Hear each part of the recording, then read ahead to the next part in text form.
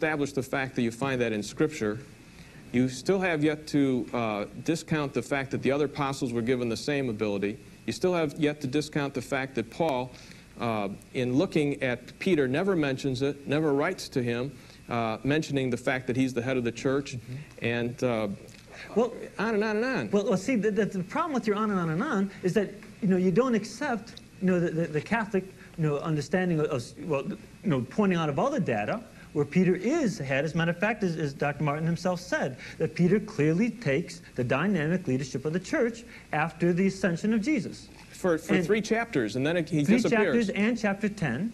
But in chapter 10, he's disputing with the people that are there. They don't show him the honor that you're talking about. No. You're the one that keeps on saying that supremacy means that everything you say is going to be honored. I'm not saying that. I'm saying that they don't say that. I'm saying the respect. Okay. If the Pope were to walk into the door, he should have the final word in an argument. Why? Who said that? Jesus didn't say that. We don't say that Jesus supreme did. Means first. First word, that doesn't last mean, word. In terms of the way that it's going to be enacted, that he's going to have that. You're defining it as a straw man, and then saying we don't have it. We never said that that's what it means. Just define supreme for me then. What it means is that when he speaks to the whole church in the name of Peter and on faith and morals, that is infallible. But he's not the head then of the apostles. He's the head of the church as well, in terms of being the head of the... What does head mean? How would they recognize it from the examples that are given in Scripture? Well, in terms of the examples in Scripture, his choosing of a replacement for Matthias, is being the first one to go and lead John to lay hands on the Samaritans. But he was sent out by the church to do that. Sure. And he came back and they didn't just accept his word. They argued with him. So? I don't see him being the head. Again, his headship does not come from them and their approval. But his headship comes from the fact that Jesus is the one who revealed to him that he should. So what you're saying is that the church didn't recognize it, but he still had it. Absolutely, because it comes from Christ, not from the church. That's one of the reasons why it's said to be apostolic and divinely. Let's follow that through. Is that he had it, but they didn't recognize it. Why didn't they recognize it if they were all there? I mean, Jesus never told anybody else. He only told Peter, and Peter never mentioned it. Look, in terms of recognizing things, did they recognize the existence of the New Testament yet? No. Did they recognize the definition of the Trinity? No. Did they recognize the 2 natures of Christ? No. In terms of ways that we could talk about today? No. Lots of things they don't recognize. Yeah, but But over time, did they recognize that Jesus was God? Yes. Did that go into the Chalcedonian and Nicene councils? Sure. Yes. There's a basis there. I'm saying I don't see any basis. Well, okay, you don't accept, the evidence that we accept. I don't see any evidence, is what I'm saying. You don't see that Christ gives Peter this vision to go baptize Cornelius? I see that he got that, and I see Paul got others, and the other apostles got that. So now we have, Who got it first?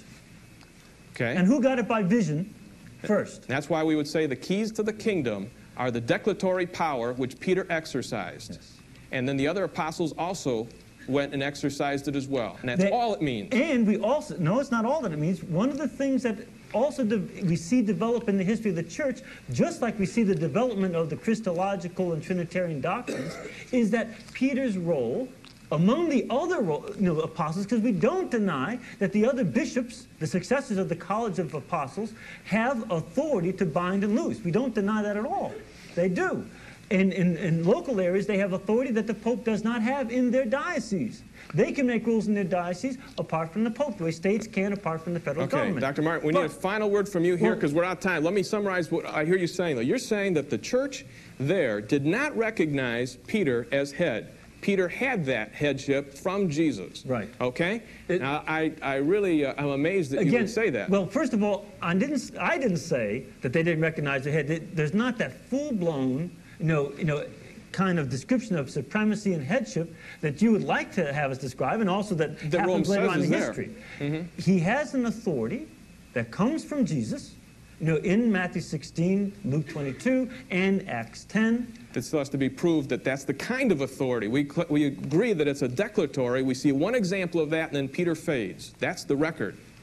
he fades in terms of the history of the Acts of the Apostles, because Luke, for whatever purpose, if he was the head of the has, church, you would think that he would actually be the head of, he would be focused on all through Acts. We find 3 chapters and it turns to Paul. Why would you expect Because that? he's the head of the church. This is the key point. He's the chief representative, according to Rome, of Jesus Christ on earth. Right, but why would and they he's talk not about going to be him? mentioned? Why? Why? Because he is the head of the church. If Jesus already said it, why do you have to talk about it all the time? You just do it. Yeah, that's why I keep saying that the appeal of the fathers is not to the tradition of the church and not to the arguments that were aroused and carried on vigorously amongst themselves. All of them, when they appeal, it's scriptura sola. They're appealing to Scripture, Scripture, Scripture. And what John's saying, what I'm saying is this.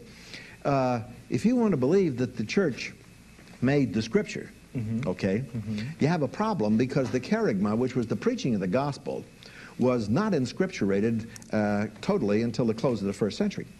That's not a problem. That's a strength of our position. Yeah, well, no, I don't think it is a strength, because the fathers reproduced the entire New Testament virtually themselves in the next 3 centuries. Except the for fathers. Except for 6 verses. With the exception of, pardon? 6 verses. So, well, that's 6 verses. That's the fathers. If you had no church supervising through the magisterium, the teaching ministry, the gathering together, the information, putting it together, you still have the different fathers in different locations, all writing, all reproducing the teachings of the apostles. You put it all together, and they knew that they had, from their own specific references, their own teachers, they knew that they had the Gospels right.